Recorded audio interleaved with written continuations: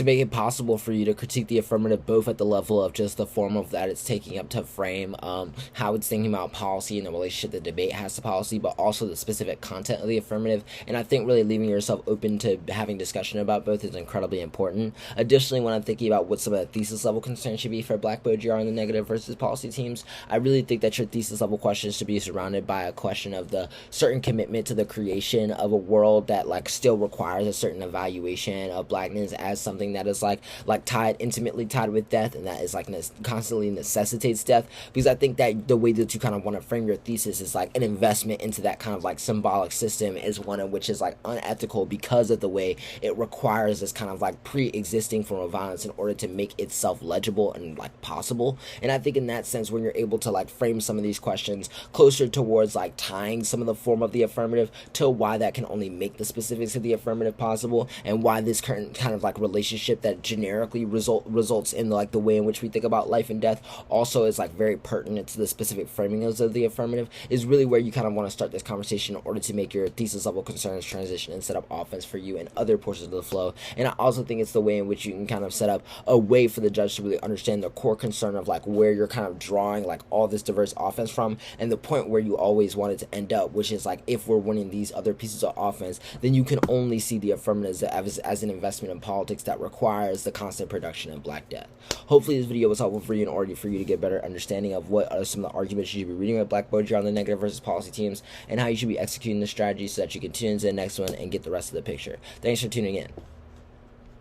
Hello, in this video I want to talk a little bit about Black Baudrillard on the negative versus policy teams. I think that this is a really interesting set of strategies because I think it's a great place for us to start talking about some of the things that are most useful for like Black Baudrillard as like a set of arguments, and the way that it kind of gets deployed in the context of like various portions of the flow. I think that Black Baudrillard versus policy teams are the debates where you're most likely to really see Black Baudrillard pop up, and I think that they're really important in order to get context for like how to really use this argument and understand maybe some of the strengths of it, which is part of what I really want to touch on in this video. Hopefully, if you're kind of just tuning into the series that I'm doing on Black Baudrillard, or just hearing me talk about Baudrillard for the first time, you tuned into the last video that I did on the intro to Black Baudrillard to just kind of give some background ideas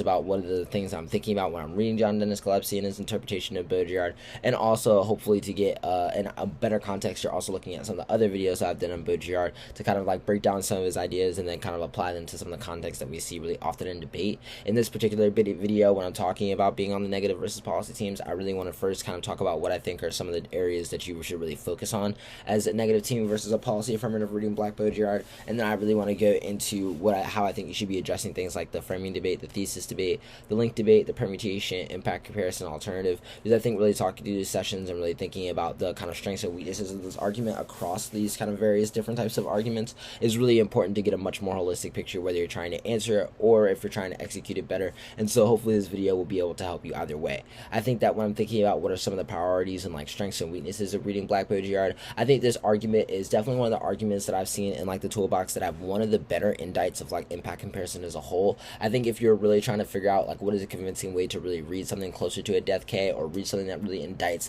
the kind of like way in which a lot of these policy affirmatives kind of play on various representations of life and death and use them to justify certain politics, then this is definitely the place to go for you. I think that it really allows you a lot of wiggle room in order to make really interesting arguments, not only about why a commitment to life is bad, but why a certain commitment to how we think about our like sacrifice and relationship to death can like create a different type of way of, or a different set of ethics that we kind of use in order to make various political practices. And I think doing so really allows you to have like a kind of framing argument that really sets you up with a way to kind of shift this debate into a bunch of places, and then having an impact comparison alternative that pair really well together. And I think that that works as really a good offensive basis for you to figure out how you really want to contest with a bunch of these affirmatives in various places. I also think that it can be really hard for a policy team to really win a permutation if you're really going all out on the alternative and the various examples that I think can be read with it. And so I think in that manner there are a lot of reasons why you can really force the other team into this like impact turn feeling debate, where the impact turn is really just a question of your critique of their kind of like impact framing for the debate.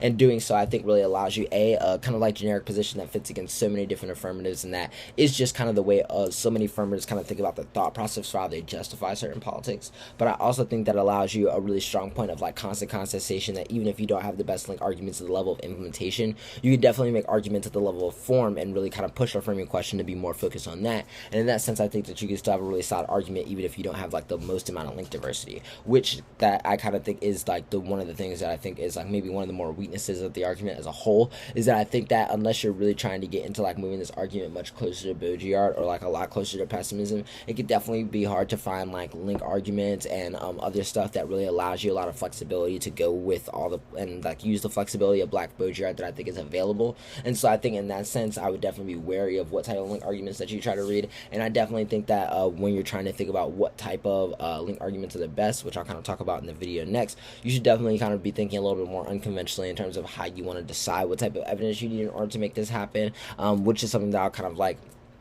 begin to talk about in the link section in the start of the next video. But for this video, I also want to continue to talk about things like the framing portion of the debate and how you should be doing the framing portion of the debate. I think that the framing portion of the debate is incredibly important for how you want to frame Black Baudrillard, because I think it really frames the point where you want to create contestation. And I don't think that for Black Baudrillard you really want to put this in a place where the judge is kind of evaluating it through a normative criticism or the way that they would normatively evaluate a criticism versus a policy affirmative, because I think without you kind of like setting the pace in terms of where the contestation and offense really is, it can get really hard to really evaluate Black Baudrillard on the terms that are most strategic for you or in the ways that you want. I think when you're trying to make a really good framing argument, I think that you really need to make arguments about like why the kind of form of policy that the 1AC takes up is just as important as the specificity of the policy itself. That like policy skills, even if they're right, subject formation, etc., is not just done by like whatever type of plain text is literally written, but also the way in which we think about like how we go about politics and perform different things in order to like be political. And I think in that sense, like it allows you to really make a bunch of offense about various parts of how the affirmative kind of forms itself, and it allows you to really make the debate feel like it's about the affirmative as a whole. But in reality, I feel like you're really kind of like framing out some of the more like specific questions that the affirmative wants to ask, which I think is definitely a more strategic route, because I think it allows you like a more generic set of ground to really develop your offense off of, which is where I kind of think you kind of like get the place in order to go into this kind of critique of like in-compact comparison that I think can really broaden some of the link arguments that like you're normatively reading. I think that the framing portion of the debate is like really incredibly important in terms of how you kind of get that ability to like frame them out and make it a question of form, really pertinent to the procedural values that the affirmative team I think will kind of be pushing on a lot more often. I think that affirmative team is much more inclined to say that regardless of whether or not you're right about like the value of being able to look at the av holistically, that there is a certain procedural necessity to the ability to evaluate the specificities of plain text and why they're particularly useful. And I think in that sense you really need to be able to respond to really concerns about the various ways that you kind of like allow room in order for the articulation of specificity, but not in such a way that it kind of drowns out your ability to talk about like just the political kind of form that the affirmative takes up. And in that sense, I think there's ways that you can kind of like meditate on the ability to